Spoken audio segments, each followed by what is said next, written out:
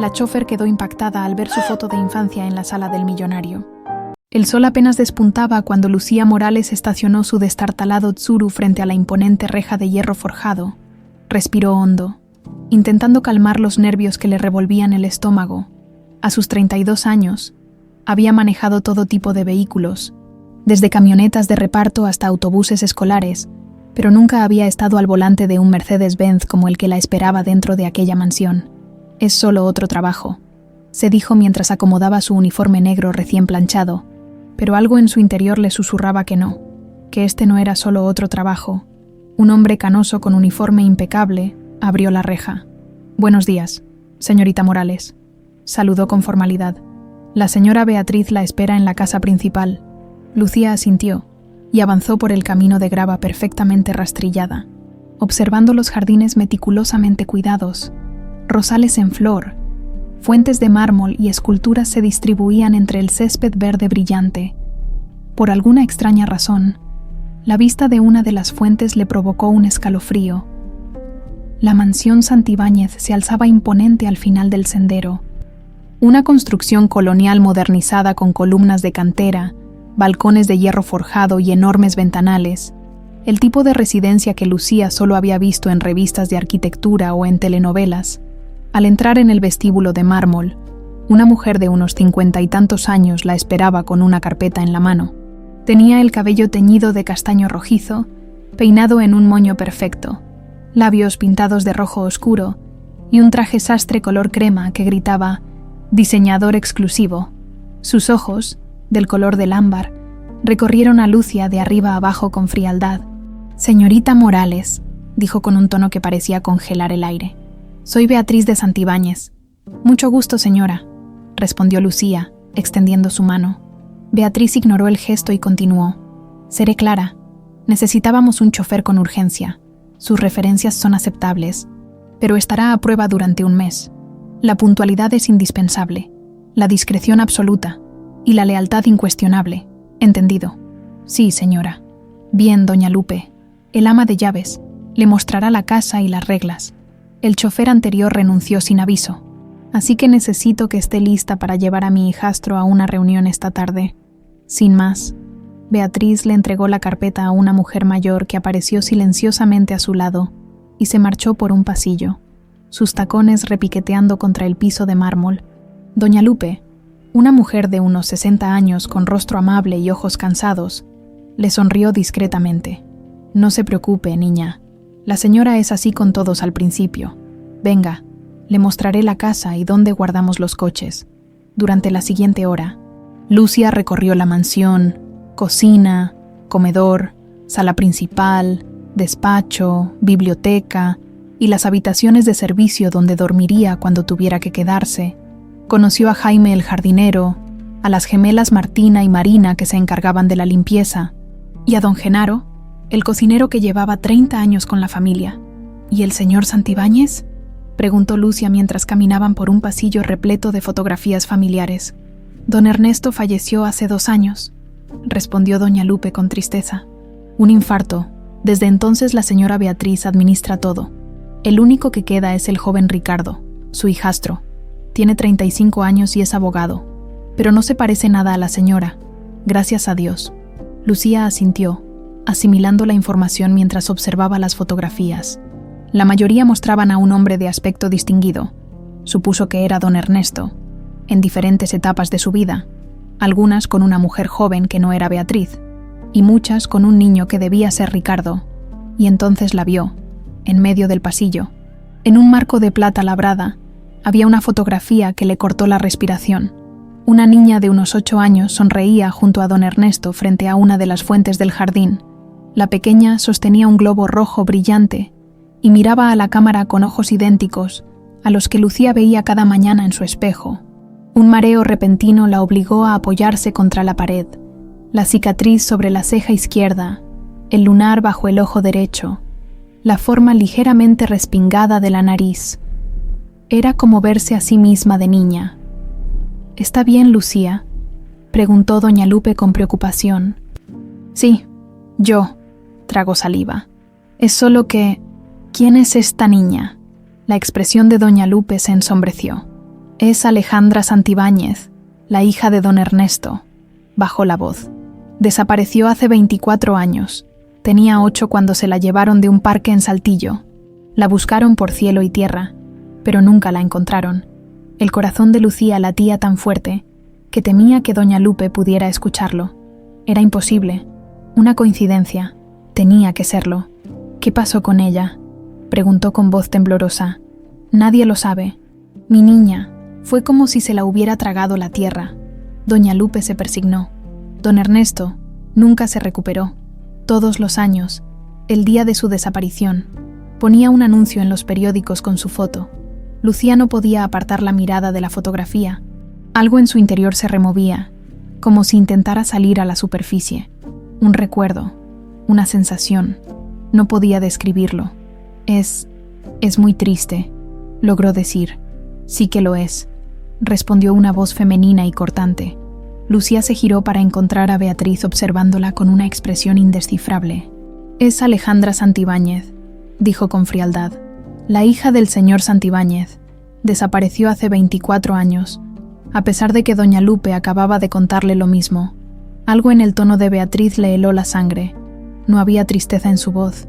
Solo advertencia. Lo siento mucho, respondió Lucía. ¿Por qué? No era nada suyo, cortó Beatriz. Y ya es historia antigua, doña Lupe. Muéstrele los coches y deje de perder el tiempo con cuentos viejos. El joven Ricardo necesita estar en el despacho Vega a las 3.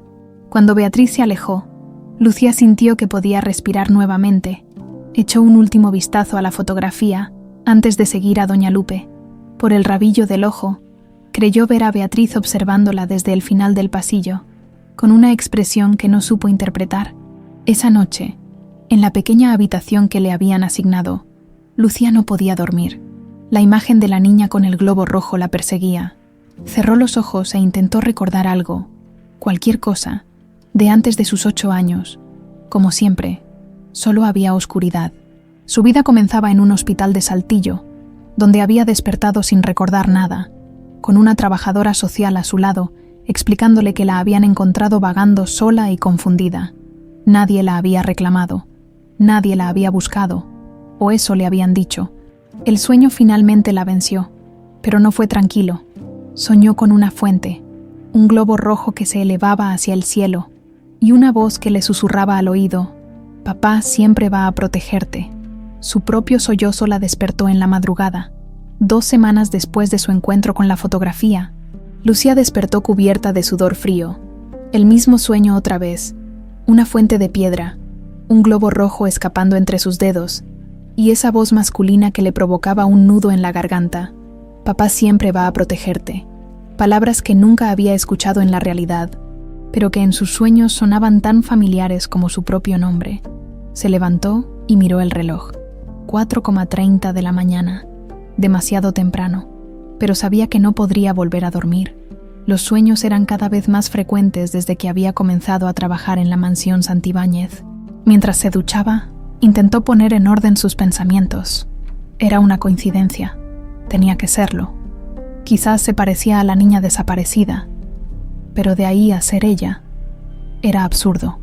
Aunque las fechas coincidían, ella había aparecido en un hospital de Saltillo sin memoria a los 8 años.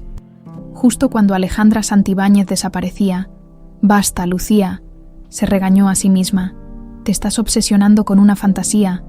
A las 7.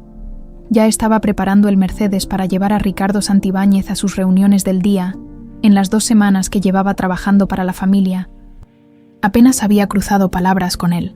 Era un hombre serio, siempre ocupado con documentos, llamadas y reuniones, pero no tenía la frialdad calculada de su madrastra. Más bien parecía triste, como si cargara un peso invisible sobre sus hombros. «Buenos días, Lucía», la saludó Ricardo entregándole un sobre. «Hoy tenemos varias paradas. La primera es en el despacho del licenciado Vega, después almuerzo en el club campestre, y finalmente necesito ir al archivo municipal». «Sí, señor. Estaré lista cuando usted lo indique». En el trayecto hacia el despacho, Lucía observó a Ricardo por el espejo retrovisor. Estaba absorto en su teléfono, con el ceño fruncido, parecía preocupado. «¿Todo bien, señor?». se atrevió a preguntar. Ricardo levantó la vista, sorprendido por la pregunta.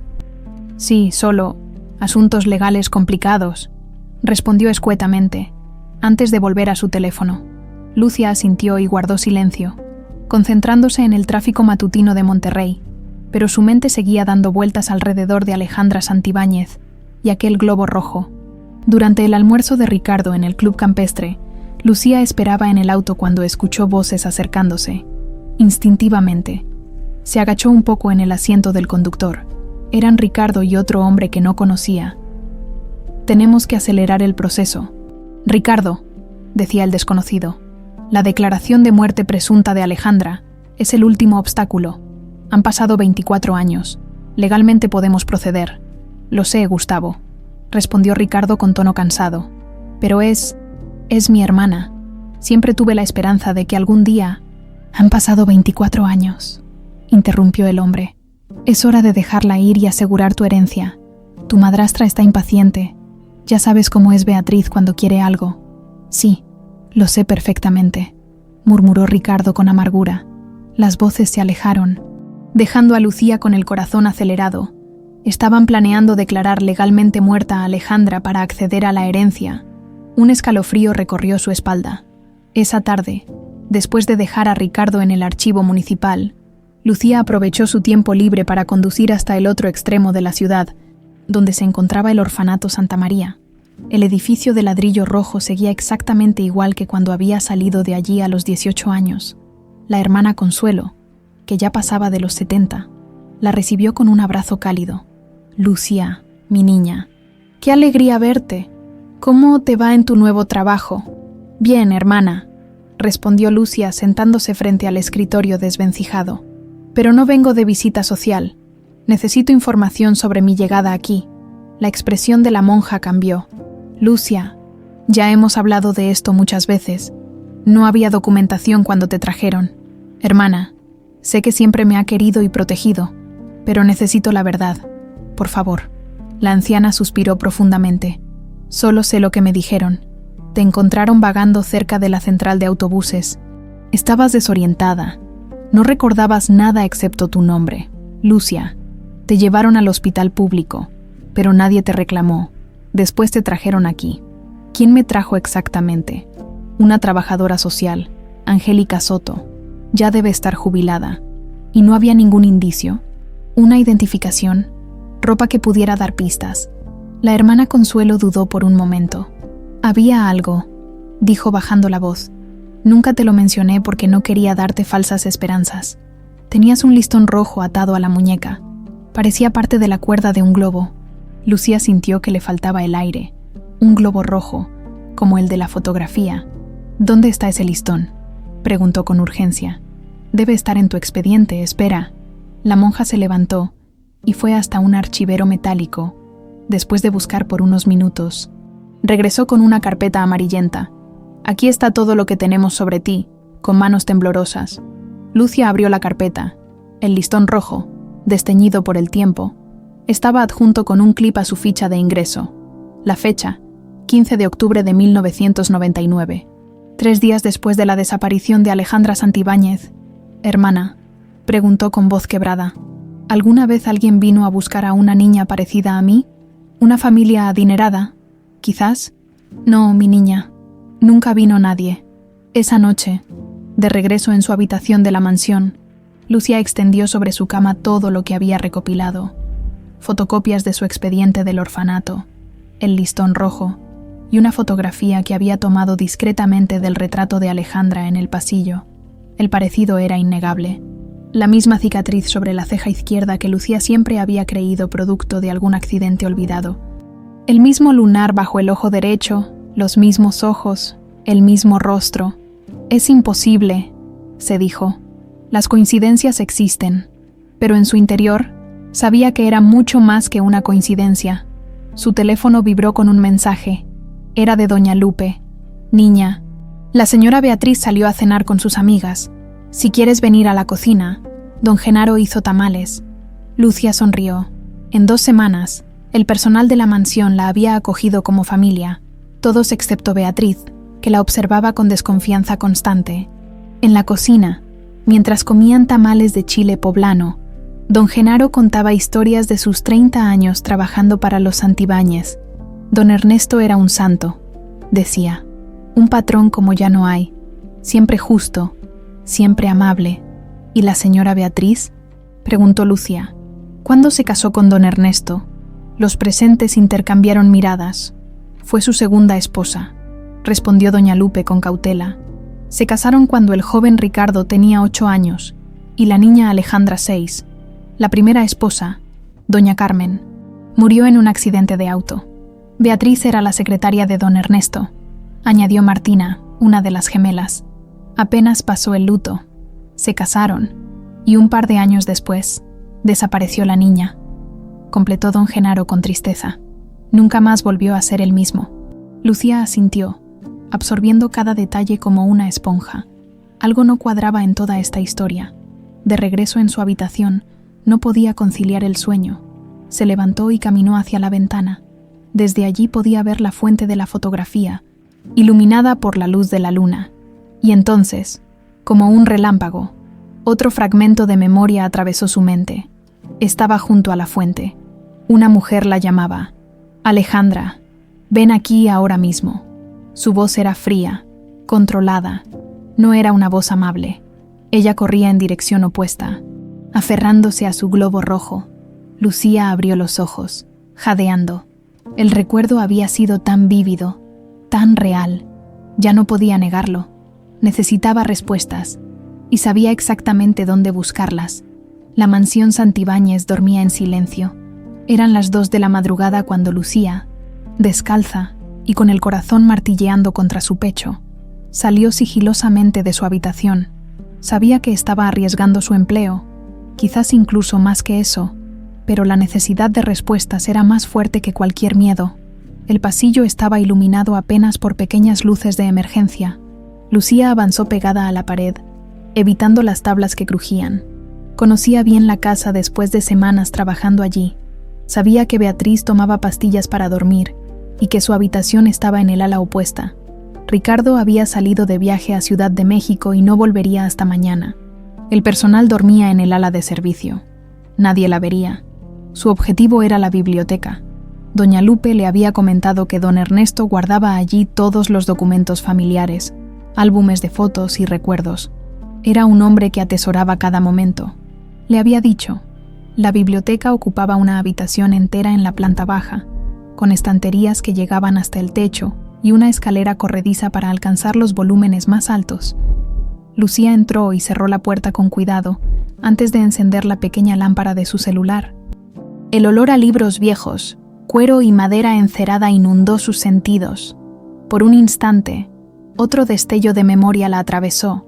Ella misma, mucho más pequeña, sentada en el regazo de un hombre que leía en voz alta. La sensación era tan real que casi podía sentir el calor de aquel abrazo. «Concéntrate», se dijo, apartando el recuerdo. Comenzó por los álbumes de fotos. Estaban ordenados cronológicamente en un estante junto al escritorio. Tomó el primero, que mostraba a un joven Ernesto Santibáñez con su primera esposa, Carmen. Se veían felices, enamorados. Las siguientes páginas mostraban el nacimiento y primeros años de Ricardo. El segundo álbum comenzaba con el nacimiento de Alejandra. Lucía contuvo el aliento al ver a la bebé en brazos de su madre. ¿Era posible que esa pequeña fuera ella?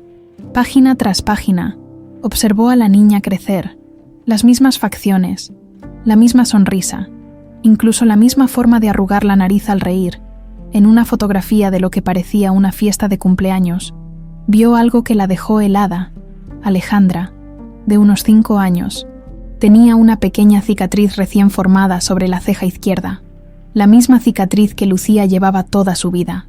Siguió pasando páginas con dedos temblorosos, y entonces la encontró. La última foto de Alejandra viva, junto a la fuente con su globo rojo, tomada según la inscripción, un día antes del accidente. ¿Accidente? Pero Alejandra había desaparecido en un parque. ¿Por qué llamarlo accidente? Un ruido la sobresaltó, aguzó el oído, pero solo escuchó el tic-tac del reloj de pared. Respiró aliviada y continuó su búsqueda. En el tercer estante encontró carpetas etiquetadas por años. Buscó 1999, el año de la desaparición. La carpeta contenía recortes de periódicos, todos sobre el mismo tema. Desaparece hija de empresario regiomontano. Continúa búsqueda de Alejandra Santibáñez. Sin rastro de la niña tras una semana de búsqueda. Uno de los artículos llamó su atención. Era del 15 de octubre, 3 días después de la desaparición. Buscan niña amnésica encontrada en hospital de Saltillo.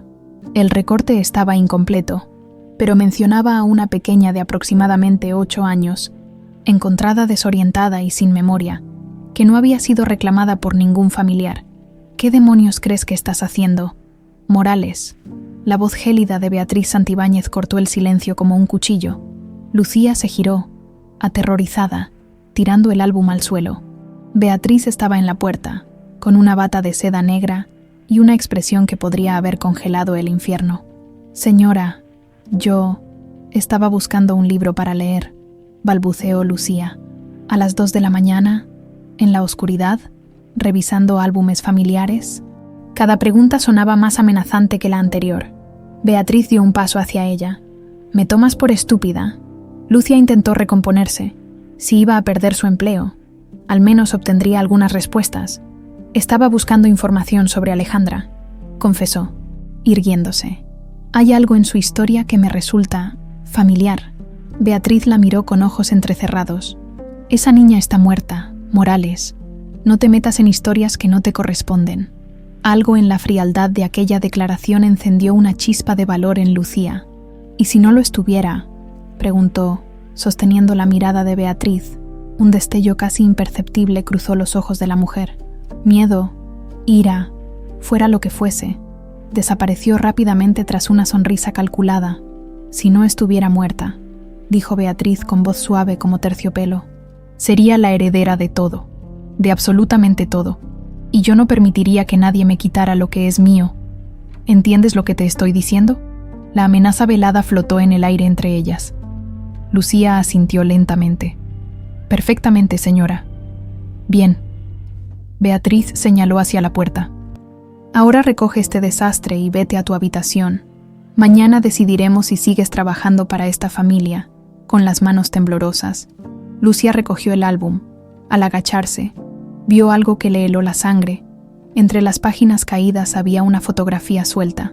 Una mujer joven, que reconoció como la primera esposa de don Ernesto, abrazaba a Alejandra bebé, y detrás de ellas, casi escondida en la sombra, estaba Beatriz, observándolas con una expresión que solo podía describirse como odio puro. Lucía deslizó discretamente la foto en el bolsillo de su pijama.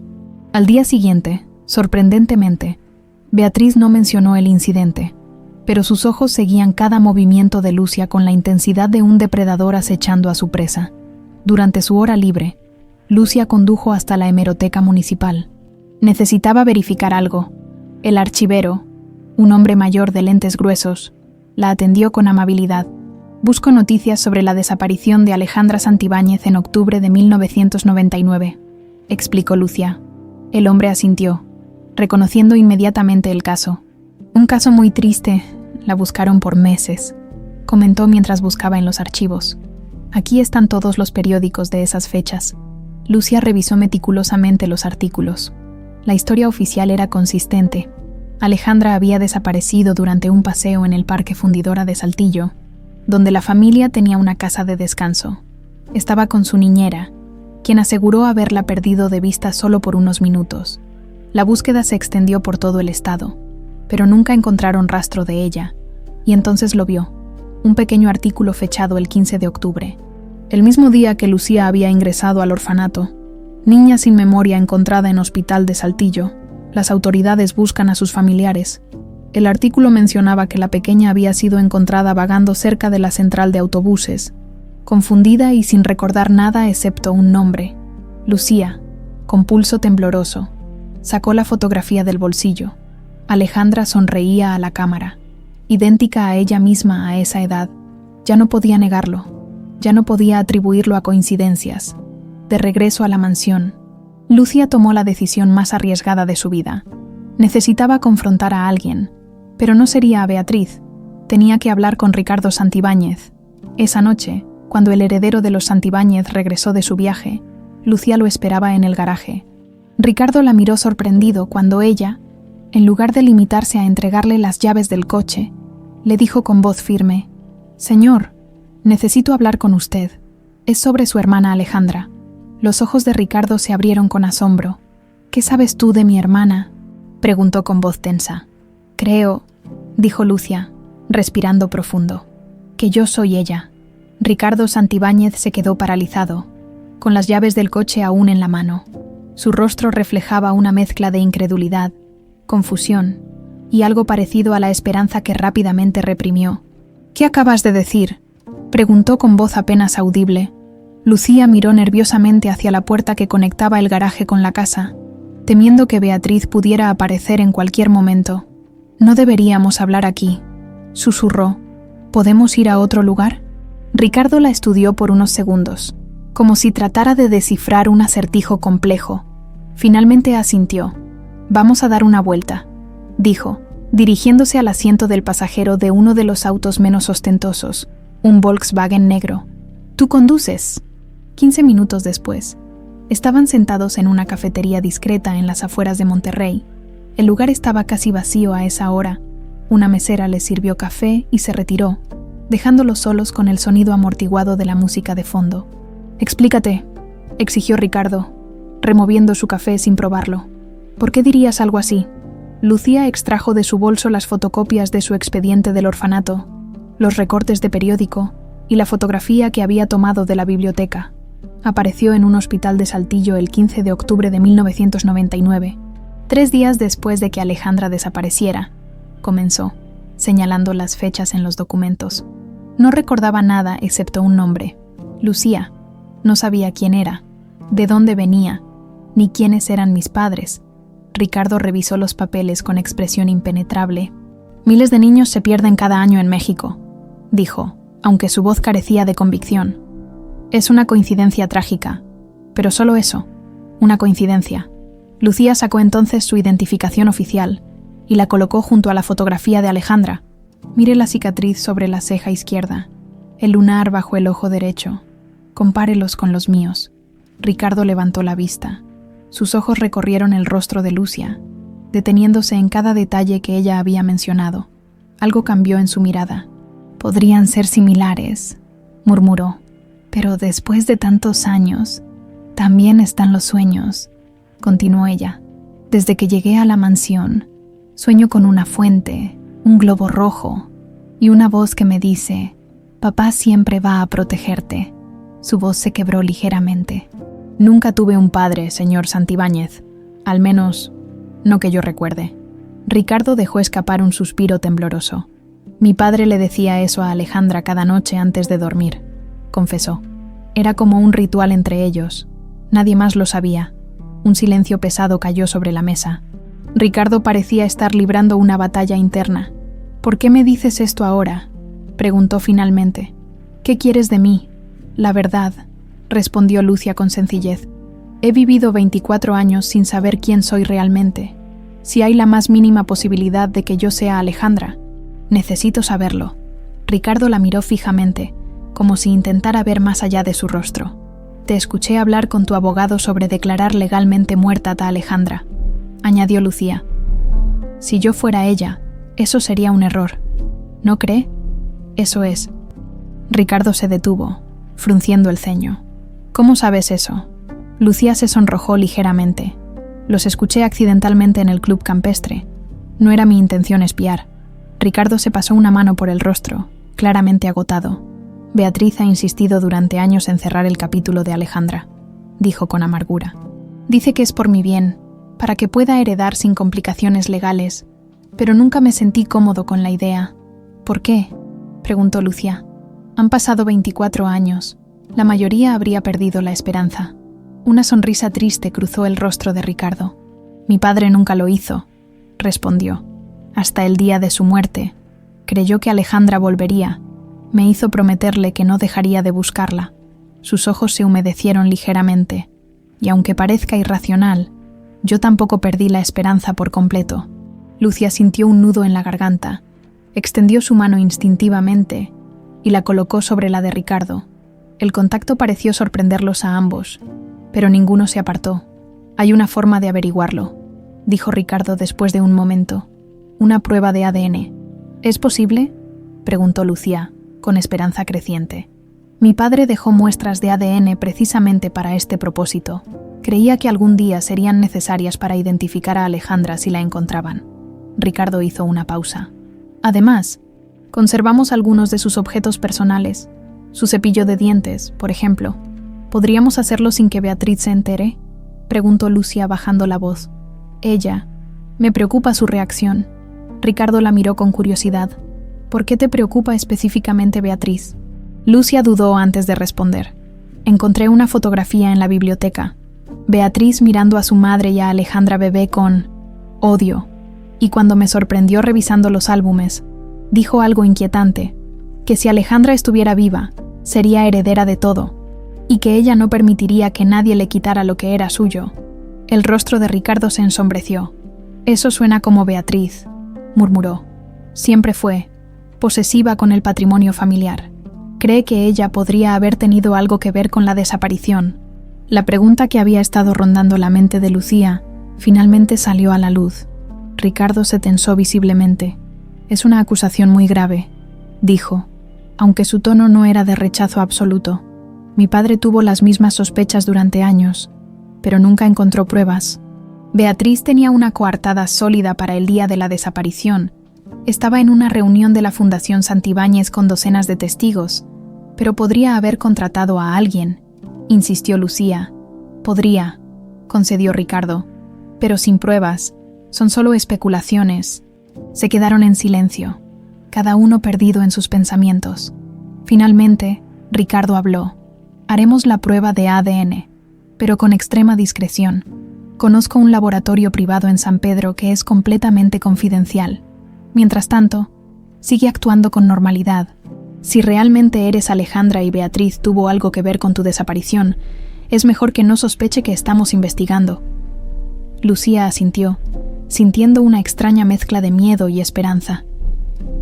¿Y si resulta que sí soy Alejandra?, preguntó en voz baja. ¿Qué pasará entonces?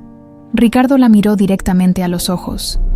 Entonces recuperarás tu lugar en la familia y en la empresa, y tendremos que averiguar exactamente qué ocurrió hace 24 años. De regreso a la mansión, ambos guardaron silencio. Al llegar, Ricardo se detuvo antes de salir del auto. Sé que esto es una locura, dijo.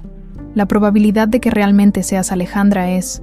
Se interrumpió, incapaz de terminar la frase. Lo sé, respondió Lucía. Parece sacado de una telenovela, ¿verdad? Una sonrisa fugaz cruzó el rostro de Ricardo. Mañana mismo contactaré al laboratorio, prometió. Mientras tanto, ten cuidado con Beatriz. Si ella sospecha algo, tendré cuidado, aseguró Lucía. Esa noche, mientras intentaba conciliar el sueño, Lucía pensaba en la extraña alianza que acababa de formar. Ricardo Santibáñez, el heredero de un imperio empresarial, y ella, una huérfana sin pasado que podría ser su hermana perdida, era casi surrealista. Sus pensamientos fueron interrumpidos por un mensaje de texto. Era de Ricardo. He encontrado el cepillo de dientes de mi padre. Lo llevaré mañana al laboratorio. También necesitarán una muestra tuya. Te enviaré la dirección. No le digas a nadie. Lucía miró el mensaje largo rato antes de responder con un simple «gracias». Por primera vez en 24 años, sentía que estaba cerca de descubrir quién era realmente. La verdad, fuera cual fuese, pronto saldría a la luz, y con ella, quizás, los secretos oscuros que la mansión Santibáñez había guardado durante tanto tiempo. Los siguientes días fueron una tortura de espera. Lucía había acudido al laboratorio discretamente, siguiendo las indicaciones de Ricardo.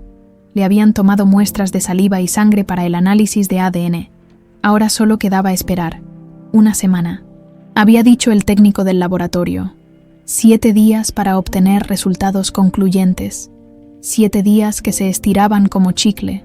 7 días fingiendo normalidad ante la mirada suspicaz de Beatriz. 7 días de sueños cada vez más vívidos y perturbadores. En el tercer día de espera, Lucía despertó gritando. El sueño había sido tan real que aún podía sentir el sabor amargo en su boca. En la pesadilla, una mujer le daba de beber algo con sabor a jarabe. y después la oscuridad la envolvía mientras escuchaba una voz fría decir: «Ya está hecho. Nadie la encontrará jamás». El sudor frío empapaba su pijama. Se levantó temblorosa y se acercó a la ventana. El jardín nocturno de la mansión Santibáñez brillaba bajo la luz de la luna. La fuente, siempre la fuente, parecía llamarla. Sin pensarlo 2 veces, Lucía se calzó unos zapatos y salió de su habitación. Necesitaba aire fresco para despejarse. Atravesó sigilosamente la cocina y salió al jardín trasero. El aire frío de la noche le aclaró la mente. Caminó hasta la fuente y se sentó en el borde, pasando los dedos por el agua helada. Este lugar le provocaba sensaciones contradictorias, paz y terror al mismo tiempo. «No puedes dormir». La voz de Ricardo la sobresaltó. Estaba a pocos metros, en bata, y con aspecto de no haber dormido en días. «Pesadillas», respondió ella simplemente. «¿Y usted?». Ricardo se acercó y se sentó a su lado en la fuente. «Lo mismo, no he dormido bien desde que…».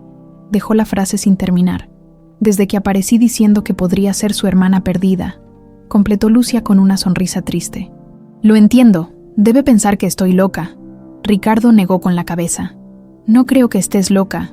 De hecho, he estado revisando viejos documentos que mi padre guardaba sobre la desaparición de Alejandra». «¿Encontró algo?», preguntó Lucia con interés. «Tal vez». Ricardo dudó antes de continuar. «Mi padre mantuvo un diario durante los años posteriores a la desaparición. Escribía sobre sus teorías, sus sospechas». «¿Sobre Beatriz?», aventuró Lucía. Ricardo asintió lentamente. Entre otras cosas, él nunca confió en la versión oficial. La niñera que supuestamente perdió de vista a Alejandra en el parque desapareció misteriosamente semanas después. Nadie volvió a saber de ella.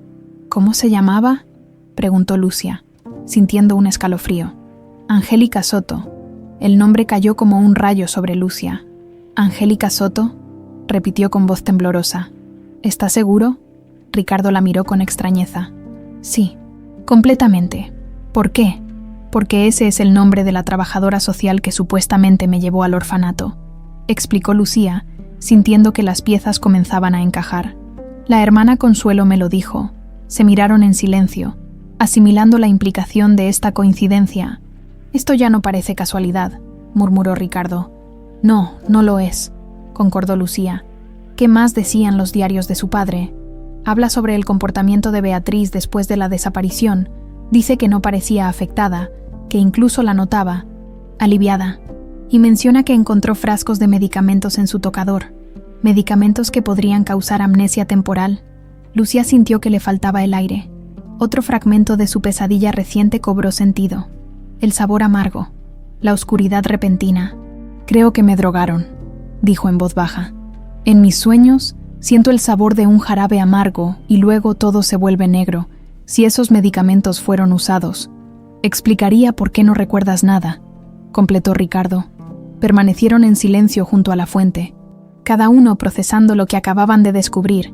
La brisa nocturna agitaba suavemente las hojas de los árboles, creando sombras danzantes sobre el agua. «¿Cuánto falta para los resultados?», preguntó finalmente Lucía. 4 días, respondió Ricardo. «Pero quizás podamos acelerar el proceso. Conozco al dueño del laboratorio». «¿Y si resulta que sí soy Alejandra?». La pregunta que había estado atormentándola salió casi en un susurro. «¿Qué pasará con Beatriz?». Ricardo endureció el gesto. «Si las pruebas demuestran que eres Alejandra y encontramos evidencia de que Beatriz estuvo involucrada en tu desaparición, irá a la cárcel». Lucia asintió lentamente. No sentía satisfacción ante esa posibilidad, solo una profunda tristeza por todo el tiempo perdido. «Deberíamos intentar descansar», sugirió Ricardo, poniéndose de pie. «Mañana será otro día de fingir que todo está normal». «Sí, tienes razón», concordó Lucia, levantándose también. «Buenas noches, Ricardo». Era la primera vez que lo llamaba por su nombre de pila. Él pareció notarlo, pero no dijo nada. Solo asintió y se alejó hacia la casa. Los siguientes días transcurrieron con una lentitud exasperante. Lucia cumplía sus funciones como chofer, llevando a Beatriz a sus compromisos sociales, mientras sentía su mirada fría clavada en la nuca. Una tarde, mientras esperaba a Beatriz fuera de un spa exclusivo, recibió un mensaje de Ricardo. «Resultados acelerados. Estarán mañana. Prepárate. El corazón de Lucia dio un vuelco. Un día más. Solo un día y sabría la verdad. Esa noche no pudo dormir. Daba vueltas en la cama, imaginando los dos posibles escenarios. O era realmente Alejandra Santibáñez, la heredera perdida, o todo había sido una serie de extraordinarias coincidencias, y seguiría siendo Lucía Morales, la huérfana sin pasado. Ambas posibilidades la aterraban por razones diferentes. Al amanecer, se levantó exhausta pero decidida. Fuera cual fuera el resultado, lo afrontaría con valor. Ricardo la esperaba en el garaje a primera hora, con un sobre en la mano y una expresión indescifrable. «Los resultados», dijo, extendiéndole el sobre. «Acaban de llegar», con manos temblorosas. Lucía tomó el sobre, lo abrió lentamente y extrajo el documento oficial del laboratorio. Sus ojos recorrieron el texto técnico hasta llegar a la conclusión.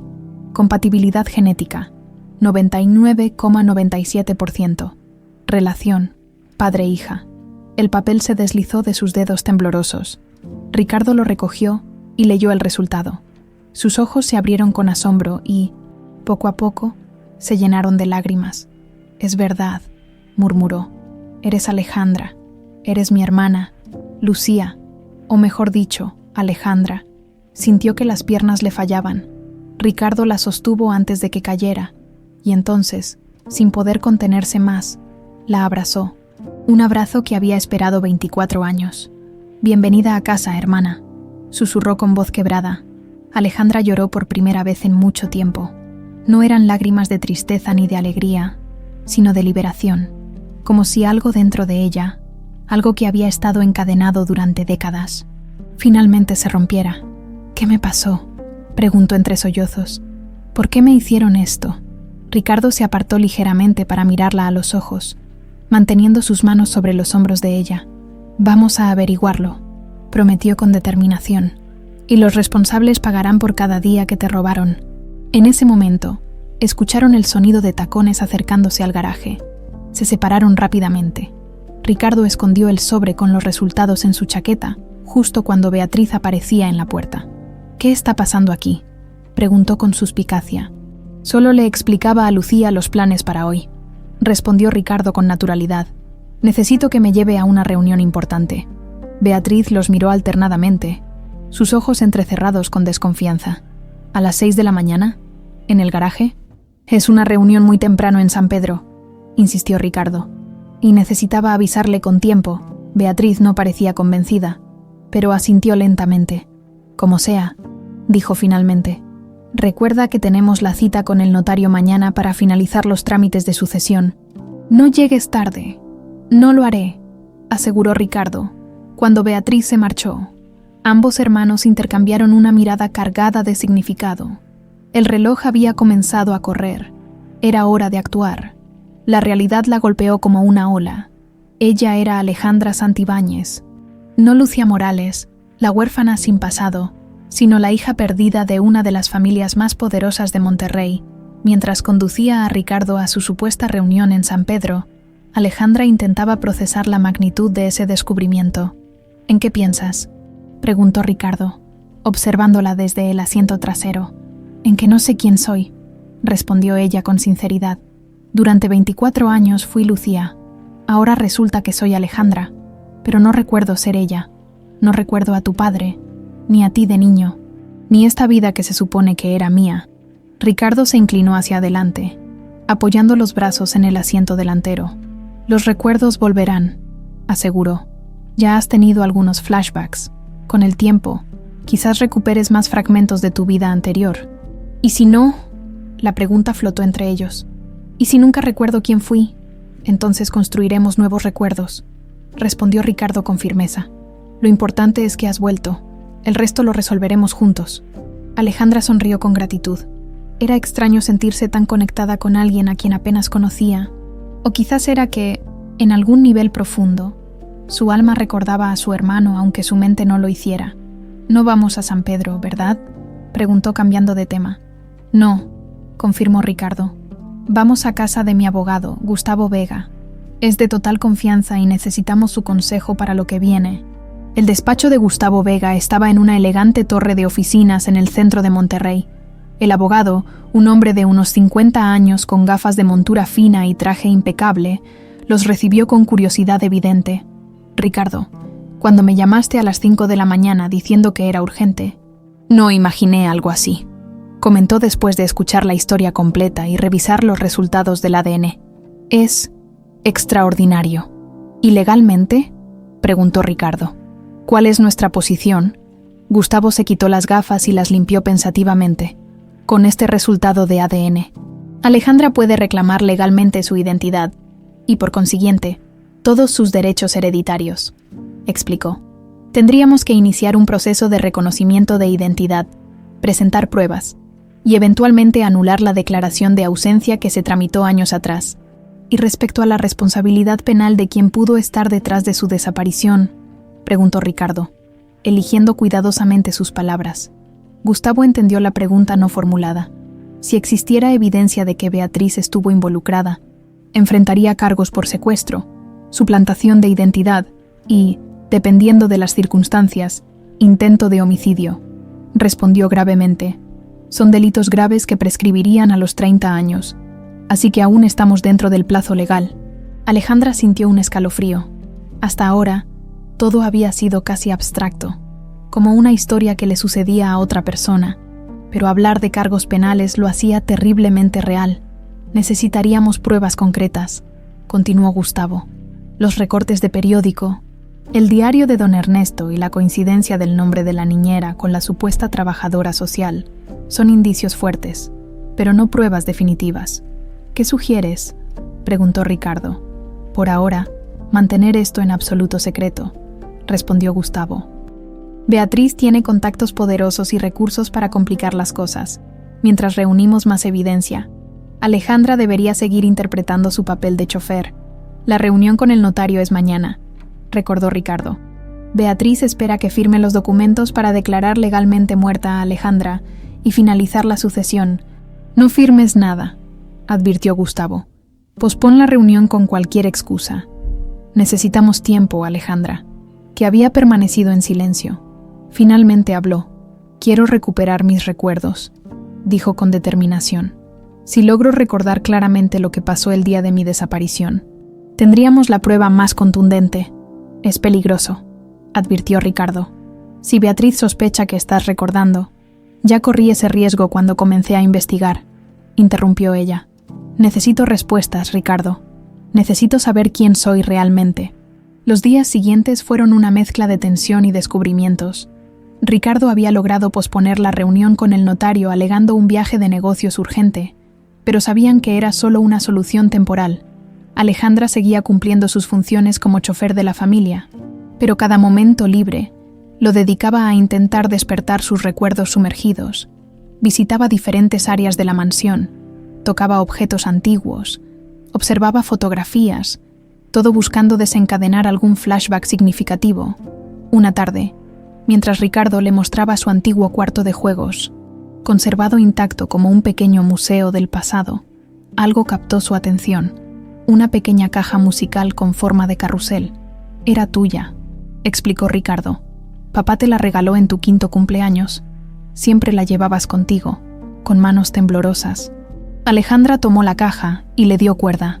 Una suave melodía comenzó a sonar mientras los caballitos del carrusel giraban lentamente. El impacto fue inmediato y abrumador. Estaba en su cama. Papá le daba las buenas noches mientras la cajita musical sonaba en su mesita de noche. «Papá siempre va a protegerte», decía besándole la frente, y entonces la puerta se entreabría y Beatriz observaba la escena desde el pasillo, con ojos fríos como el hielo.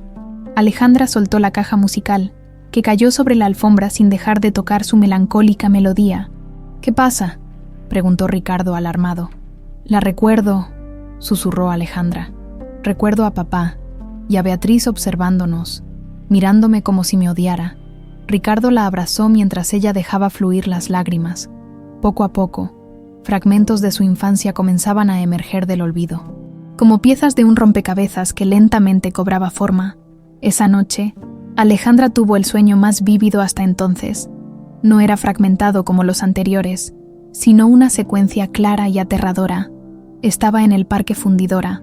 Su niñera, Angélica, la vigilaba desde un banco mientras ella jugaba cerca de la fuente con su globo rojo. De pronto, Angélica se acercó con un vaso de refresco. «Tienes sed, ¿verdad, mijita? Tómate esto». El refresco sabía extraño, amargo, pero la niñera insistió en que lo terminara. Poco después, comenzó a sentirse mareada. Angélica la llevó a un auto oscuro donde esperaba una figura familiar. «¿Ya está hecho?», preguntaba Beatriz desde el asiento del conductor. «Sí, señora. En 15 minutos estará completamente dormida y no recordará nada al despertar». Alejandra se despertó gritando. Doña Lupe acudió corriendo a su habitación. «Niña, ¿qué pasa? ¿Estás bien?» «Sí, solo. Una pesadilla», logró responder, intentando controlar su respiración, pero no era una pesadilla, era un recuerdo, y ahora lo veía con claridad. Beatriz había planeado todo. Había utilizado a Angélica, la niñera, para drogarla y llevársela lejos, para borrar su memoria y abandonarla. A la mañana siguiente, Alejandra le contó a Ricardo lo que había recordado. Su rostro se ensombreció con cada detalle. «Siempre lo sospeché», murmuró. «Papá también, pero nunca tuvimos pruebas. Ahora las tenemos», dijo Alejandra. «Mi testimonio. Tu testimonio basado en recuerdos recuperados después de 24 años», puntualizó Ricardo. «Un buen abogado podría destrozarlo en un tribunal. Necesitamos algo más sólido». En ese momento, el teléfono de Ricardo sonó. Era Gustavo. «Encontré algo», anunció sin preámbulos. «Revisando los archivos bancarios antiguos de don Ernesto que me pediste. Hay una transferencia sospechosa a nombre de Angélica Soto, 2 días antes de la desaparición de Alejandra, y otra, mucho más grande, una semana después. Ambas fueron autorizadas por Beatriz, quien tenía poder sobre algunas cuentas». Ricardo y Alejandra intercambiaron miradas. «¿Es suficiente?», preguntó ella. «No por sí solo», respondió Gustavo, «pero sumado a todo lo demás. Estamos construyendo un caso sólido». Cuando colgaron, Ricardo tomó las manos de su hermana entre las suyas. «Vamos a recuperar tu vida, Alejandra», prometió, «y Beatriz pagará por cada día que te robó». Por primera vez desde que había descubierto su verdadera identidad, Alejandra sintió una certeza absoluta. Ya no era una huérfana sin pasado ni futuro. Era Alejandra Santibáñez, hija de Ernesto Santibáñez, heredera legítima de un imperio, y estaba lista para reclamar su lugar. «Beatriz regresa mañana de su viaje a Ciudad de México», dijo Ricardo, «y esperará que yo firme los documentos de sucesión. Es el momento perfecto para confrontarla». «¿Estás seguro?», preguntó Alejandra. «Gustavo dijo que deberíamos esperar a reunir más pruebas. Tenemos suficiente para acorralarla», respondió Ricardo con determinación. «El ADN, los recuerdos, las transferencias bancarias. Es hora de que enfrente lo que hizo». Alejandra asintió lentamente. «Entonces, mañana será el día en que Lucía Morales desaparezca y Alejandra Santibáñez renazca». El plan parecía claro: confrontar a Beatriz al día siguiente con las pruebas que habían reunido. Sin embargo, Gustavo Vega llamó a Ricardo esa misma noche con noticias alarmantes. «Acabo de recibir una llamada de mi contacto en el laboratorio de ADN», informó con voz tensa. «Alguien ha estado haciendo preguntas sobre la prueba que solicitaste». Mencionaron específicamente el apellido Santibáñez.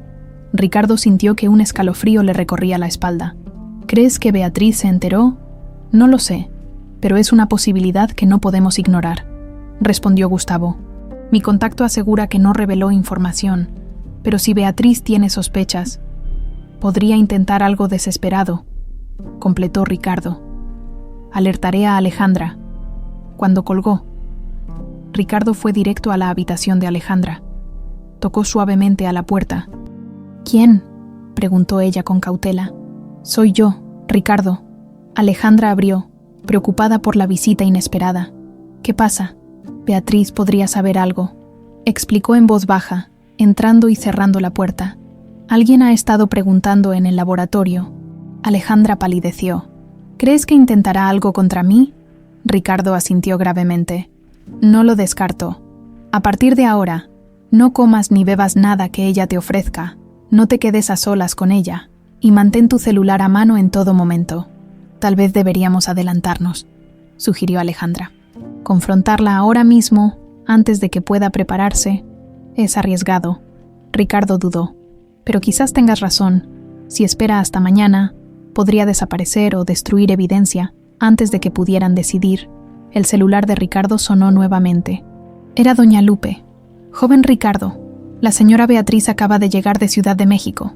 Adelantó su regreso y está preguntando por usted, parece.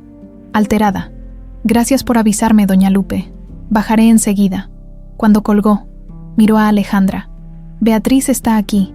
Parece que la decisión se ha tomado por nosotros. Alejandra respiró profundamente, intentando calmar sus nervios. Voy contigo. No. Ricardo fue tajante. Si Beatriz sabe algo, es peligroso. Quédate aquí. Hablaré primero con ella para tantear el terreno. Ricardo, he esperado 24 años por respuestas. Los ojos de Alejandra brillaban con determinación. No me voy a esconder ahora. Tras un momento de tensión, Ricardo asintió. Está bien, pero déjame llevar la conversación y mantente alerta. Cuando entraron al despacho, encontraron a Beatriz de espaldas, sirviendo coñac en 2 vasos. Ricardo, qué bueno que bajas, dijo sin voltearse. Tenemos que hablar sobre... Se interrumpió al ver a Alejandra. ¿Qué hace ella aquí? Lucía me acompañó porque también necesito hablar con ella, respondió Ricardo con calma estudiada. Beatriz entrecerró los ojos, evaluando la situación. ¿Sobre qué? Sobre la reunión de mañana con el notario. Ricardo tomó asiento, haciendo un gesto a Alejandra para que lo imitara. Ha surgido una... complicación. Beatriz dejó los vasos en la mesa, sin ofrecerlos. ¿Qué tipo de complicación? Una de identidad, respondió Ricardo, sosteniendo la mirada de su madrastra. Resulta que Alejandra podría estar viva. El rostro de Beatriz permaneció impasible, pero sus nudillos se blanquearon al apretar el respaldo de la silla. ¿De qué estás hablando? Tu hermana desapareció hace 24 años. Todos hemos aceptado que está muerta. Tú lo has aceptado, corrigió Ricardo. Yo nunca lo hice, y mi padre tampoco. Beatriz se sentó lentamente, sin apartar los ojos de Ricardo. ¿Por qué sacas esto ahora? ¿Qué tiene que ver tu chofer con todo esto? Ricardo y Alejandra intercambiaron una mirada. Tengo razones para creer que Lucía es Alejandra, respondió Ricardo finalmente. Beatriz soltó una risa incrédula. ¿Te estás escuchando? Es ridículo. Esta empleada aparece de la nada y te convence de que es tu hermana perdida. Su voz destilaba desdén. Es una estafadora que busca aprovecharse de tu ingenuidad y la fortuna familiar. Tenemos una prueba de ADN, intervino Alejandra por primera vez. 99,97% de compatibilidad. Soy hija de Ernesto Santibáñez. El silencio que siguió fue denso, casi palpable. Beatriz miró a Alejandra con una mezcla de odio y algo más. ¿Miedo? Eso es imposible, dijo finalmente. También tenemos registros del orfanato donde fui abandonada, continuó Alejandra. Ganando confianza. La fecha coincide exactamente con la desaparición de Alejandra.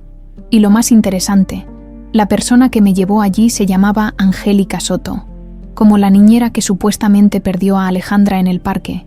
Beatriz se levantó bruscamente. Esto es absurdo, Ricardo. No puedo creer que caigas en esta trampa tan burda. Su voz temblaba ligeramente. Esta mujer obviamente ha investigado el caso y está aprovechándose de la situación. ¿Y cómo explicas las transferencias bancarias a Angélica Soto? Preguntó Ricardo. Una justo antes de la desaparición y otra, mucho más grande. Después, ambas autorizadas por ti. Beatriz palideció visiblemente. Eso tiene una explicación perfectamente razonable. Estoy segura de que la tiene, dijo Alejandra, levantándose. Y también estoy segura de que hay una explicación para los medicamentos que inducen amnesia que guardabas en tu tocador. Los mismos que me diste mezclados con un refresco en el parque. Beatriz la miró con odio puro. No sabes de qué hablas. Siseó. No tienes pruebas de nada. Estoy recordando, Beatriz. Alejandra dio un paso hacia ella. Fragmentos, pero cada vez más claros. El sabor amargo del medicamento. Tu voz en el auto diciendo que nadie me encontraría jamás. Y lo más importante, el motivo. Mi padre me amaba más que a nadie, más que a ti, y eso no lo podía soportar. Suficiente. estalló Beatriz. Ricardo, no permitiré que esta impostora ensucie mi nombre con acusaciones infundadas. Mañana firmarás esos documentos y pondremos fin a este asunto de una vez por todas. No firmaré nada, respondió Ricardo con firmeza. Y creo que deberías empezar a preocuparte por cargos más serios que difamación. El semblante de Beatriz cambió. La máscara de indignación se transformó en una sonrisa fría, calculadora. ¿Realmente crees que puedes ganarme?, preguntó con voz suave. He construido esta familia y este imperio durante 24 años. Tengo contactos en todos los niveles. Un resultado de ADN puede alterarse, los registros pueden desaparecer, y las memorias... Miró directamente a Alejandra. Las memorias son notoriamente poco fiables. ¿Es eso una amenaza?, preguntó Ricardo. Es un hecho, respondió Beatriz. Les daré una oportunidad. Mañana firmaremos los papeles como está planeado. Tú, querido hijastro, heredarás lo que te corresponde. Y tú, señaló a Alejandra, recibirás una generosa compensación por tu silencio. Todos ganamos. ¿Crees que puedes comprarme? Alejandra temblaba de indignación. Me robaste 24 años de mi vida. Me separaste de mi familia, de mi identidad. Te di una oportunidad de vivir, replicó Beatriz con frialdad. Podría haber elegido una solución más, permanente. La confesión implícita flotó en el aire como veneno. Mañana a las 10 iremos con el notario, continuó Beatriz, recuperando la compostura. Piensen en mi oferta. Es lo mejor para todos. Sin esperar respuesta, salió del despacho con la elegancia de quien se sabe en control de la situación. Cuando se quedaron solos, Ricardo y Alejandra se miraron, aturdidos por la confrontación. Acaba de admitirlo, susurró Alejandra. Prácticamente confesó. Sí, pero no será suficiente en un tribunal, respondió Ricardo. Y tiene razón en algo. Tiene contactos poderosos. Podría complicar mucho las cosas. ¿Qué hacemos ahora? Ricardo sacó su celular. Llamar a Gustavo. Necesitamos un plan mejor. Mientras Ricardo hablaba con su abogado, Alejandra se acercó a la ventana. La noche había caído sobre Monterrey, y las luces de la ciudad brillaban como estrellas lejanas. En algún lugar ahí afuera estaba la verdad que necesitaba, la pieza final del rompecabezas. Necesito ir a Saltillo, dijo cuando Ricardo terminó su llamada. Al parque donde desaparecí. Quizás allí recupere más recuerdos, o encontremos alguna pista que pasaron por alto. Ricardo dudó. Es peligroso alejarnos ahora. Beatriz podría intentar algo. También es peligroso quedarnos sin pruebas suficientes, argumentó Alejandra. Si hay la más mínima posibilidad de encontrar algo que fortalezca nuestro caso, debemos intentarlo. Después de considerarlo, Ricardo asintió. Está bien, saldremos temprano mañana, antes de que Beatriz despierte, pero iremos juntos. Esa noche, Alejandra apenas pudo dormir. Su mente oscilaba entre el miedo y la determinación. Beatriz había mostrado su verdadero rostro. Era capaz de todo por mantener su posición y su poder. El enfrentamiento final se acercaba, y Alejandra sabía que solo una de las dos saldría victoriosa. Al amanecer, con las primeras luces filtrándose por la ventana, se levantó decidida. Hoy volvería a Saltillo, al lugar donde su vida había sido robada, y con un poco de suerte, encontraría la prueba definitiva que necesitaba para recuperar no solo su nombre, sino la justicia que le había sido negada durante 24 años. El amanecer apenas coloreaba el cielo cuando Ricardo y Alejandra salieron sigilosamente de la mansión. Habían decidido tomar el Volkswagen negro, menos llamativo que el Mercedes. Para su viaje a Saltillo, doña Lupe, la única persona en quien confiaban lo suficiente para confiarle parte de la verdad, les había preparado café y emparedados para el camino. Tengan cuidado, mis niños, susurró la mujer, abrazando brevemente a Alejandra. La señora tiene el sueño ligero. Volveremos antes de la reunión con el notario, aseguró Ricardo. Si Beatriz pregunta, dile que tuve que salir temprano por un asunto urgente y me llevé a Lucía como chofer. Doña Lupe asintió. Sus ojos revelaban que sospechaba mucho más de lo que le habían contado, pero no hizo preguntas. En el auto, mientras Alejandra conducía por la carretera hacia Saltillo, el silencio entre los hermanos era cómodo, pero cargado de expectativas. Finalmente, Ricardo lo rompió. Saltillo no ha cambiado tanto en estos años. El parque Fundidora sigue ahí. Aunque lo han renovado. ¿Íbamos mucho cuando éramos niños?, preguntó Alejandra, ansiosa por recuperar fragmentos de su infancia compartida. Casi todos los veranos. Ricardo sonrió con nostalgia. Papá tenía una casa ahí. Te encantaba la fuente central. Siempre insistías en que te compraran un globo rojo. Alejandra sintió un nudo en la garganta. El mismo globo rojo que aparece en la fotografía. El de mi último día. Ricardo asintió. Era como tu amuleto. Nunca entendí por qué siempre tenía que ser rojo. Otro fragmento de memoria emergió repentinamente. Los globos rojos vuelan más alto, papá, porque el rojo es el color del amor, y el amor siempre sube hasta el cielo. Su padre reía. ¿Quién te enseñó eso, princesa? Ella sonreía orgullosa. Nadie. Yo lo descubrí solita. Los globos rojos vuelan más alto, murmuró Alejandra. Ricardo la miró sorprendido. ¿Lo recuerdas? Siempre decías eso. Papá solía bromear diciendo que serías científica. Alejandra sonrió, atesorando ese pequeño recuerdo recuperado. El resto del viaje lo pasaron así, con Ricardo compartiendo anécdotas de su infancia y Alejandra ocasionalmente reconociendo alguna en los rincones de su memoria fracturada. Saltillo los recibió con un sol brillante que contrastaba con la tensión que ambos sentían. El parque Fundidora había sido modernizado, pero su esencia permanecía igual. Familias paseando, niños jugando, vendedores ambulantes ofreciendo golosinas y, sí, globos de colores. Alejandra se detuvo frente a la fuente central, sintiendo un escalofrío recorrer su espalda. Este era el lugar. Aquí había comenzado todo. ¿Recuerdas algo?, preguntó Ricardo suavemente. Fragmentos, respondió ella, cerrando los ojos para concentrarse. La fuente estaba sentada en el borde, chapoteando con los pies. Angélica me vigilaba desde ese banco. Señaló un punto cercano. Y luego, el refresco. Me dio algo de beber y comenzó el mareo. Recorrieron lentamente el parque, deteniéndose en cada punto que podía despertar algún recuerdo. Cerca de la salida norte, Alejandra se detuvo abruptamente. Aquí, dijo con certeza. Aquí me subieron al auto. Ricardo observó el lugar. Una pequeña zona de estacionamiento, parcialmente oculta por arbustos. Un punto perfecto para un secuestro discreto. ¿Recuerdas algo más? ¿Algún detalle del auto, de las personas? Alejandra cerró los ojos, forzando su mente a recordar. Un auto negro. Beatriz conducía, y había alguien más en el asiento trasero.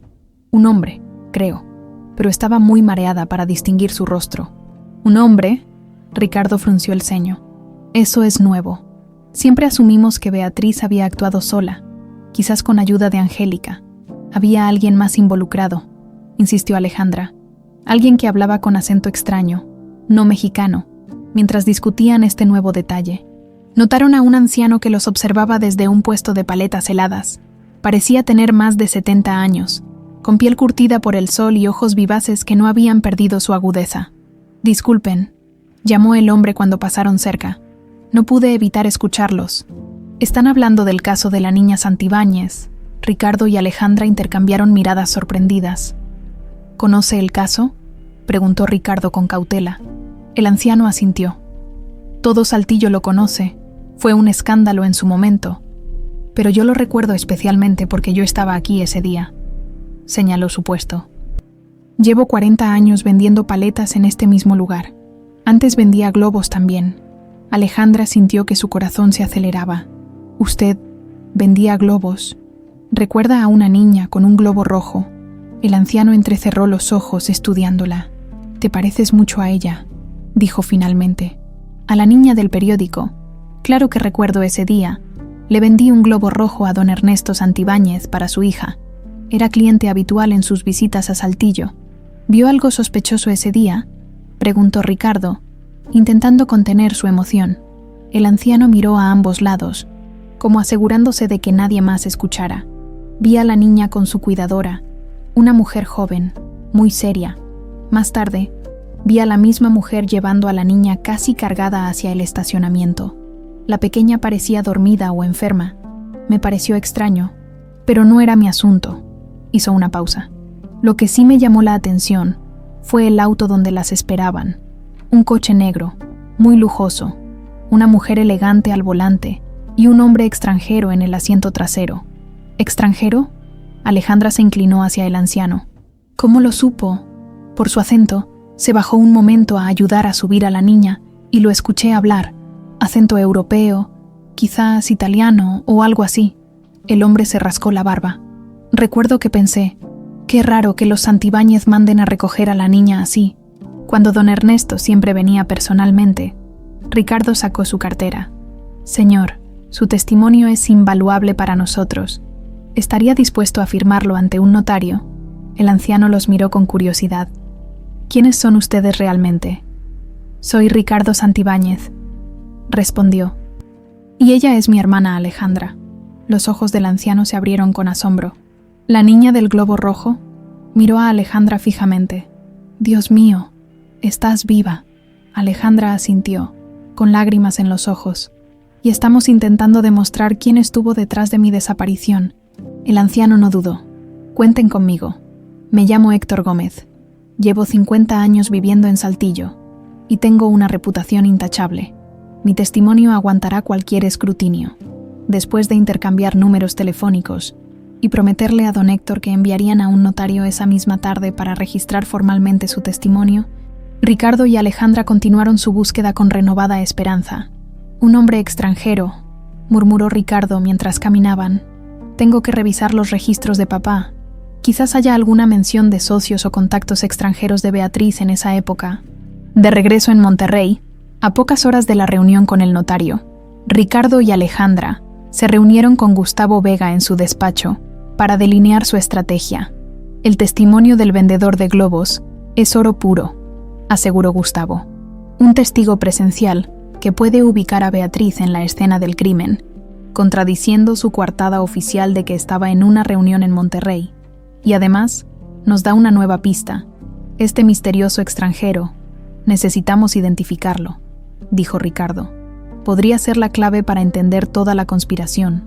Mi asistente está revisando los archivos de inmigración de esa época, buscando extranjeros con conexiones a la familia o a las empresas Santibáñez, informó Gustavo. Mientras tanto, tenemos que decidir cómo manejaremos la reunión con el notario. Beatriz espera que firmemos los documentos de sucesión, dijo Ricardo. Obviamente no lo haremos, pero ¿cuál es la mejor manera de proceder? Gustavo se reclinó en su sillón, pensativo. Propongo lo siguiente. Asistiremos a la reunión como si fuéramos a firmar, pero en lugar de eso, presentaremos formalmente a Alejandra con su verdadera identidad. Respaldada por los resultados del ADN, tendré a un actuario listo para certificar todo. Además, añadió con una sonrisa astuta, he invitado discretamente a algunos amigos. ¿Qué amigos?, preguntó Alejandra. Un fiscal del estado que me debe algunos favores y 2 agentes de la policía ministerial, respondió Gustavo. Si Beatriz confiesa o dice algo incriminatorio, como lo hizo anoche, estarán listos para actuar. Es arriesgado, advirtió Ricardo. Beatriz es astuta, no caerá fácilmente en una trampa. No es una trampa, corrigió Gustavo. Es justicia, y la justicia, por tardía que sea, siempre llega. Mientras ultimaban los detalles, el celular de Ricardo vibró con un mensaje. Era de su asistente, quien había estado revisando los diarios y documentos personales de don Ernesto. Encontré algo, un socio italiano, Lorenzo Vasallo. Tenía negocios con Beatriz antes de que ella se casara con tu padre. Hay notas sugiriendo que mantenían una relación personal. Desapareció misteriosamente de México poco después del secuestro de Alejandra. Ricardo mostró el mensaje a los demás. Lorenzo Vasallo, leyó Alejandra, sintiendo que el nombre despertaba algo en su memoria fracturada. El hombre del auto. Creo que Beatriz lo llamó Lorenzo. Tenemos que encontrarlo, dijo Gustavo tomando nota. Podría ser el eslabón que faltaba en toda esta historia. Primero Beatriz, decidió Alejandra. Mañana enfrentaremos a la mujer que me robó mi vida. Esa noche, en la mansión Santibáñez, Ricardo cenó a solas con Beatriz. La tensión era palpable, pero ambos fingieron normalidad, como gladiadores estudiándose antes del combate final. ¿Dónde estuviste todo el día?, preguntó Beatriz casualmente mientras cortaba su filete. Resolviendo algunos asuntos pendientes, respondió Ricardo vagamente. Preparándome para el gran día de mañana. Beatriz sonrió, satisfecha. Me alegra que hayas reconsiderado tu posición. Es lo mejor para todos. Por supuesto.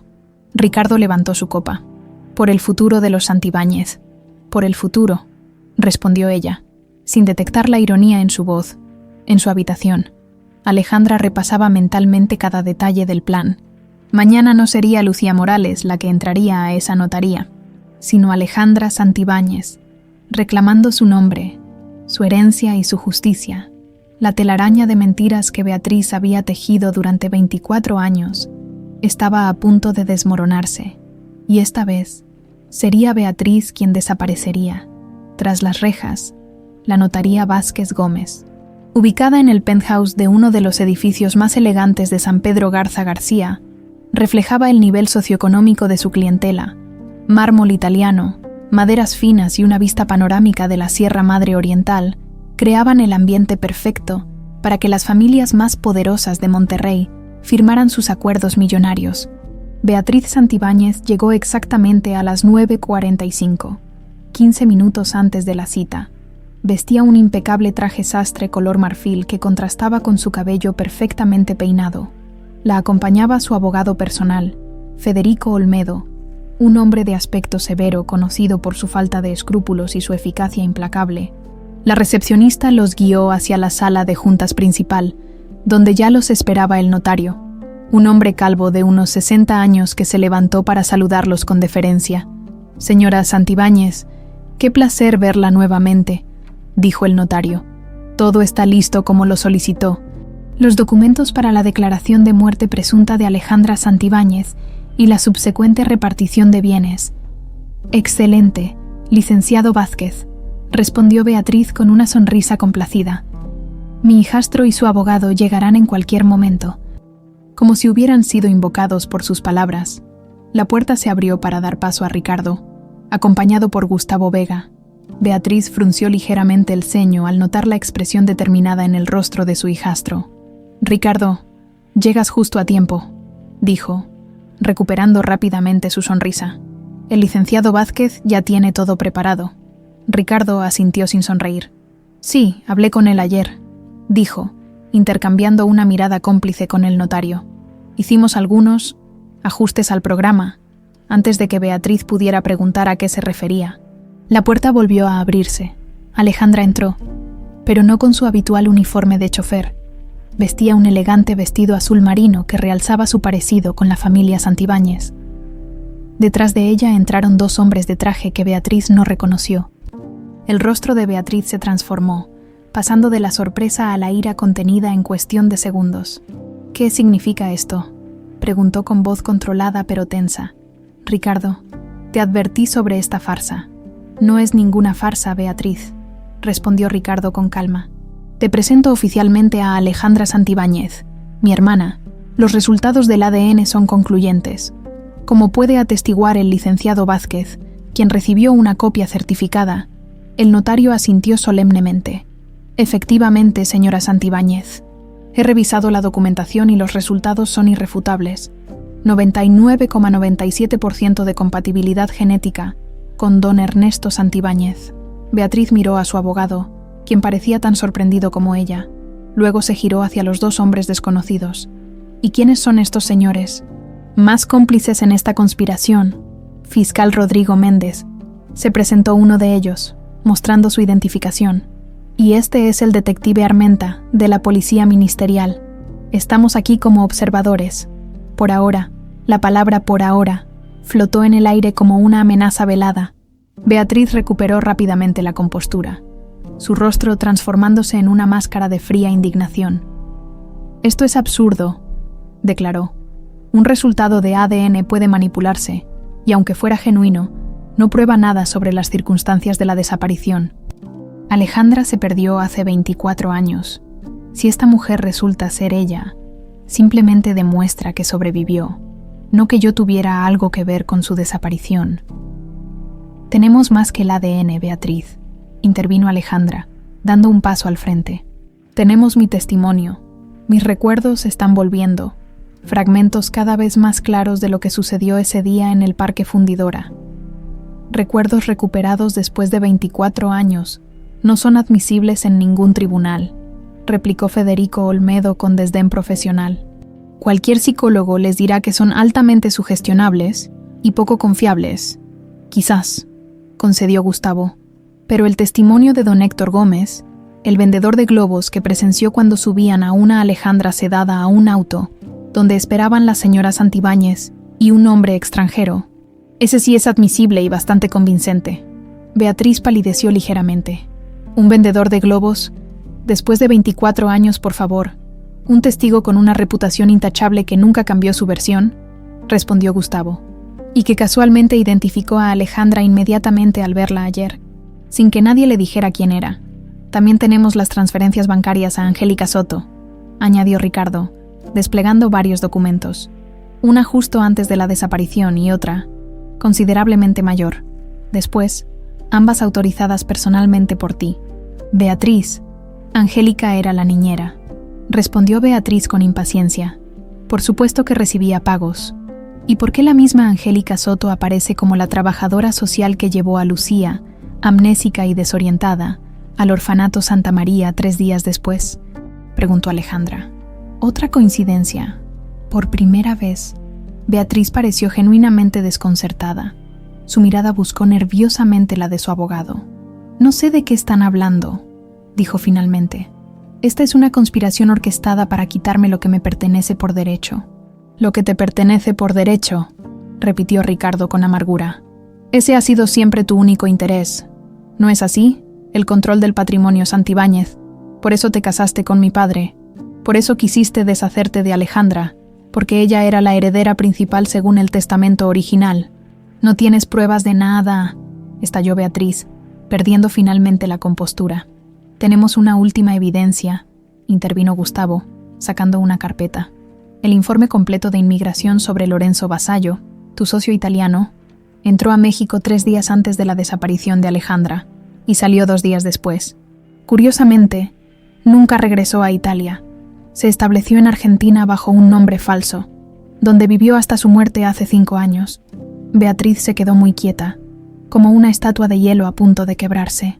«Lorenzo», murmuró Alejandra, acercándose a Beatriz. «Ese era su nombre, ¿verdad? El hombre que estaba contigo en el auto, tu amante, tu cómplice». Algo cambió en el rostro de Beatriz, una especie de resignación mezclada con furia contenida. «No sabes nada», dijo en voz baja, casi para sí misma. «Lorenzo solo hizo lo que le pedí. Era un error que tuvieras que pagar con tu vida». Un silencio sepulcral cayó sobre la habitación. La confesión implícita flotaba en el aire como veneno. «Señora Santibáñez», intervino el fiscal Méndez, «debo advertirle que cualquier declaración que haga puede ser usada en su contra». Federico Olmedo puso una mano en el brazo de su clienta. «Beatriz, no digas nada más». Pero Beatriz parecía no escucharlo. Su mirada estaba fija en Alejandra, como hipnotizada por el fantasma del pasado que había regresado para atormentarla. «Debías olvidar», dijo con voz apenas audible. «El medicamento era para que olvidaras, para que tuvieras una nueva vida, lejos de aquí. Era misericordioso». «Misericordioso». Alejandra temblaba de indignación. «Drogarme, borrar mi memoria y abandonarme era tu idea de misericordia. Era eso, o matarte», explotó Beatriz, golpeando la mesa con el puño. «Lorenzo quería una solución permanente. Yo te salvé la vida». La confesión cayó como una bomba. El fiscal Méndez hizo una seña al detective Armenta, quien sacó unas esposas. «Beatriz Santibáñez queda detenida por los delitos de secuestro, lesiones graves y tentativa de homicidio en agravio de Alejandra Santibáñez. No pueden hacer esto». Beatriz se apartó bruscamente cuando el detective intentó esposarla. «Tú», señaló a Ricardo con dedo acusador, «siempre fuiste un débil, como tu padre. No merecías heredar nada. Y tú nunca entendiste que la familia no se trata de dinero o poder», respondió Ricardo con tristeza. «Se trata de amor, algo que evidentemente no conoces». Mientras el detective esposaba a una Beatriz que alternaba entre amenazas y súplicas, Alejandra se acercó a ella. «Durante 24 años, me robaste mi identidad, mi familia, mis recuerdos», dijo con voz firme. «Pero hay algo que nunca pudiste quitarme. Mi sangre, la sangre Santibáñez que hoy me devuelve a donde pertenezco». Cuando los oficiales se llevaban a Beatriz, Ella se giró una última vez. «Esto no ha terminado», advirtió con voz gélida. «Tengo contactos que ustedes ni siquiera imaginan. Ninguno de los dos disfrutará de su victoria por mucho tiempo». Tras la salida de Beatriz, la sala quedó en un silencio denso y cargado de emociones. El notario, visiblemente impresionado por los acontecimientos, fue el primero en hablar.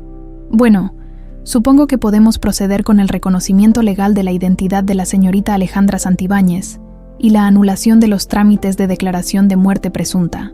Ricardo y Alejandra se miraron, aún conmocionados por la intensidad del confrontamiento, pero con la certeza de que un largo capítulo de injusticia finalmente comenzaba a cerrarse.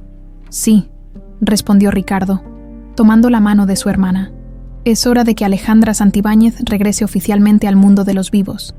6 meses habían transcurrido desde aquel día en la notaría. El otoño pintaba de ocres y dorados los jardines de la mansión Santibáñez, donde Alejandra contemplaba la puesta de sol desde la terraza. Vestía jeans y una sencilla blusa blanca, su cabello recogido en una coleta casual. A pesar de su recién adquirida fortuna, seguía prefiriendo la sencillez que había caracterizado su vida como Lucía Morales. «¿Un peso por tus pensamientos?». Ricardo se acercó, ofreciéndole una taza de café. Alejandra sonrió, aceptando la bebida. «Pensaba en lo mucho que ha cambiado todo en tan poco tiempo. A veces todavía me despierto creyendo que soy Lucia, la chofer, y luego recuerdo». «¿Sigues teniendo los flashbacks?», preguntó Ricardo, sentándose a su lado. «Cada vez menos», respondió ella. «Pero más nítidos. Anoche recordé a mamá cantándome una canción de cuna. Su voz era tan hermosa». Ricardo asintió con nostalgia. «Sí que lo era. Siempre dijo que habías heredado su talento, aunque eras demasiado pequeña para demostrarlo cuando…». Dejó la frase sin terminar. «Cuando Beatriz entró en nuestras vidas», completó Alejandra sin amargura. «¿Has sabido algo de ella?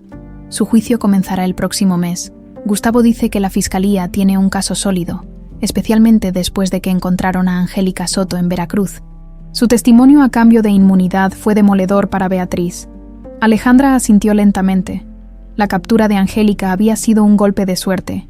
La ex niñera, ahora una mujer de mediana edad, vivía bajo un nombre falso en un pequeño pueblo costero. El remordimiento acumulado durante años la había convertido en una cooperadora entusiasta. Detallando minuciosamente el plan de Beatriz para drogar a la pequeña Alejandra, borrar su memoria con potentes fármacos y abandonarla lejos de su hogar. «¿Crees que acepte un acuerdo?», preguntó Alejandra. «Lo dudo», respondió Ricardo. «Su abogado sigue insistiendo en que actuó para salvarte de Lorenzo Vasallo, quien supuestamente quería una solución permanente. Está construyendo una narrativa de sacrificio heroico». Alejandra soltó una risa amarga. La típica Beatriz, retorciendo la verdad hasta hacerla irreconocible, permanecieron en silencio por unos minutos, contemplando cómo el sol descendía tras las montañas, tiñendo el cielo de púrpuras y naranjas intensos. «Mañana es el gran día», comentó Ricardo cambiando de tema. Nerviosa, Alejandra sonrió, sintiendo una mezcla de entusiasmo y aprehensión. «Un poco. Será la primera vez que me presente públicamente como Alejandra Santibáñez, aún se siente. Extraño, la inauguración del refugio Santibáñez para niños desaparecidos sería el primer acto oficial de Alejandra como heredera reconocida de la fortuna familiar. Habían transformado una de las propiedades más extensas de la familia en un centro de apoyo para familias que buscaban a sus hijos y para niños que, como ella, habían perdido su identidad y su hogar. «Papá estaría orgulloso», dijo Ricardo con emoción contenida. «Siempre quiso usar la fortuna familiar para algo más que acumular poder. Desearía haberlo conocido como adulta», respondió Alejandra con melancolía. «Tengo estos fragmentos de recuerdos, su voz diciéndome que siempre me protegería, y lo hizo, a su manera». Ricardo puso una mano sobre la de su hermana. Dejó todo preparado, las muestras de ADN, los diarios detallando sus sospechas, incluso instrucciones específicas en caso de que algún día aparecieras. Como si supiera que eventualmente encontrarías el camino de regreso a casa, el teléfono de Ricardo interrumpió el momento. Miró la pantalla y frunció el ceño. «Es Gustavo», dijo, poniéndolo en altavoz. «¿Qué sucede?» «Acabo de recibir una llamada del director del penal». La voz de Gustavo sonaba tensa. Beatriz quiere ver a Alejandra. Dice que tiene información crucial que solo compartirá con ella. Alejandra y Ricardo intercambiaron miradas sorprendidas. ¿Qué tipo de información?, preguntó Alejandra. No lo especificó, pero insiste en que es algo que necesitas saber antes del juicio, respondió Gustavo. Personalmente, creo que es una manipulación más, pero quería informarles. Después de colgar, Ricardo se mostró categórico. No deberías ir. Beatriz es experta en juegos mentales. Solo quiere desestabilizarte antes de su juicio. Alejandra se levantó, caminando hacia el balcón. La brisa nocturna agitaba suavemente su cabello, mientras contemplaba los jardines que habían sido escenario de su infancia robada. Voy a ir, decidió finalmente. No por ella, sino por mí. Necesito cerrar este capítulo cara a cara. La prisión estatal era un complejo gris y opresivo en las afueras de Monterrey. Alejandra siguió a una guardia por pasillos estrechos hasta llegar a una sala de visitas privada, reservada para encuentros entre abogados y sus clientes. Beatriz ya estaba allí, sentada frente a una mesa metálica, vistiendo el uniforme naranja de las reclusas, sin su maquillaje perfecto y su cabello impecable. Parecía mayor y más vulnerable, aunque sus ojos mantenían la misma intensidad calculadora. Alejandra, dijo a modo de saludo. No estaba segura de que vendrías. No vine por ti, respondió Alejandra, sentándose frente a ella. Vine por respuestas. Beatriz la estudió con una mirada evaluadora, como si estuviera decidiendo cuánto revelar. «Te pareces tanto a tu madre», dijo finalmente. Carmen tenía esa misma determinación en la mirada. Ernesto la adoraba, igual que a ti. Yo solo era la secretaria eficiente, la amante ocasional cuando él se sentía solo. No me interesa tu historia con mi padre, cortó Alejandra. Quiero saber por qué. ¿Por qué no simplemente me mataste si tanto me odiabas? Beatriz soltó una risa sin humor. Odiarte. Eras una niña de 8 años. No te odiaba a ti, sino lo que representabas. El recordatorio constante de que nunca sería la primera en el corazón de Ernesto. Hizo una pausa. Y no te maté porque, contrario a lo que todos piensan, no soy un monstruo. Solo una secuestradora que destruyó la vida de una niña. Te di una nueva vida, corrigió Beatriz. Lorenzo quería deshacerse de ti permanentemente. Fue mi idea usar los medicamentos para la amnesia, crear una identidad nueva para ti lejos de Monterrey. ¿Y esperas gratitud?, preguntó Alejandra con incredulidad. Espero comprensión, respondió Beatriz. No justificación, solo comprensión. Había demasiado en juego. El control de Industrias Santibáñez, mi posición social, mi futuro. Tu padre había cambiado su testamento para favorecerte a ti sobre Ricardo. A los 8 años. Ya eras la heredera principal de todo. Alejandra procesó esta información con sorpresa. Era un detalle que Ricardo nunca había mencionado. Pero eso no es lo que vine a decirte, continuó Beatriz, inclinándose hacia adelante. Lo que necesitas saber es que Lorenzo no actuó solo conmigo. Había alguien más. Alguien que aportó los medicamentos para la amnesia y ayudó a crear tu nueva identidad como Lucía Morales. ¿Quién?, preguntó Alejandra, sintiendo un escalofrío de anticipación. El doctor Javier Miranda, el médico personal de tu padre, reveló Beatriz. Era mi amante mucho antes que Lorenzo. Él siempre supo que tú estabas viva. De hecho, monitoreaba discretamente tu bienestar a través de contactos en el orfanato. Alejandra sintió que le faltaba el aire. El doctor Miranda lo recordaba vagamente de sus flashbacks. Un hombre de gafas que siempre le traía caramelos después de sus revisiones. ¿Por qué me dices esto ahora? Porque Miranda sigue libre y poderoso. Es el director del hospital universitario, respetado y admirado, respondió Beatriz. Y porque ha estado moviendo influencias para asegurarse de que yo cargue con toda la culpa. ¿Tienes pruebas? Beatriz sonrió con astucia. En mi casa de Ciudad de México, oculta en la caja fuerte tras el cuadro del comedor, hay una carpeta con cartas, fotografías y registros de transferencias bancarias. La combinación es tu fecha de nacimiento. Hizo una pausa. Irónico, ¿no crees? Alejandra la miró fijamente, buscando el engaño en sus ojos. ¿Por qué me ayudarías a incriminar a tu cómplice? Porque si yo caigo, él cae conmigo, respondió Beatriz simplemente. La lealtad nunca fue mi fuerte. Como bien sabes, Alejandra se levantó, habiendo obtenido lo que vino a buscar. Una última pregunta, dijo. Si pudieras volver atrás, ¿lo harías diferente? Por primera vez, algo parecido a la vulnerabilidad cruzó el rostro de Beatriz. No lo sé, respondió con sinceridad. Y esa duda, más que cualquier prisión, es mi verdadero castigo. Una semana después, con el sol de la tarde bañando los amplios jardines de la propiedad, Alejandra cortaba el listón inaugural del refugio Santibáñez para niños desaparecidos. A su lado, Ricardo sonreía con orgullo. Entre los asistentes estaban doña Lupe, don Genaro, las gemelas Martina y Marina, y todo el personal de la mansión que la había recibido como Lucía y ahora la celebraba como Alejandra. También estaba don Héctor, el vendedor de globos de Saltillo, sosteniendo un ramo de globos rojos para los niños que asistían a la inauguración. El camino hacia la sanación es largo, dijo Alejandra en su discurso, pero cada paso cuenta. Lo sé porque recorrí ese camino. 24 años sin saber quién era realmente, pero nunca perdí la esperanza. Y eso es lo que queremos ofrecer aquí. Esperanza, para los niños perdidos y para las familias que los buscan. Mientras hablaba, su mirada se posó en una pequeña fuente en el centro del jardín, idéntica a la del Parque Fundidora. Junto a ella, habían colocado una placa conmemorativa, en memoria de Ernesto Santibáñez, cuyo amor trascendió el tiempo y el olvido, y para todos los padres que nunca dejan de buscar.